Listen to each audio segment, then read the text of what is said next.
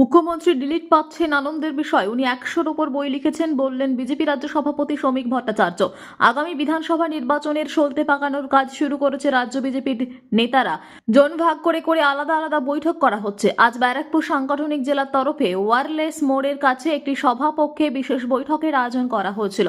সেখানে উপস্থিত হয়েছিলেন রাজ্যের পর্যবেক্ষক সুনীল বানসাল, রাজ্য বিজেপির সভাপতি শ্রমিক ভট্টাচার্য, ব্যারাকপুরের প্রাক্তন সাংসদ অর্জুন সিং ও একাধিক বিজেপি বিধায়কেরা। রাজ্য বিজেপি সভাপতি বলেন, হাসপাতাল, শ্মশান, মর্গ সব জায়গায় এখন বলা আছে কোনো কারণে মৃত্যু হলে এসআইআর মৃত্যু হচ্ছে। প্রেমে প্রত্যাখ্যান হয়ে আত্মঘাতী হলে তৃণমূল বলছে এসআইআর এর মৃত্যু। এটা আমাদের কাছে খুব আনন্দের। উনি আমাদের রাজ্যের মুখ্যমন্ত্রী, উনি ছবি আঁকেন, গান করেন, কবিতা লিখেন। উনি 100-রও বেশি বই লিখেছেন, তাই ডিলিট পাচ্ছেন। তো এখন তো শ্মশান ঘাটেও বলে দেওয়া আছে, আর বিভিন্ন সরকারি হসপিটাল ও স্বাস্থ্যকেন্দ্র বলে দেওয়া আছে।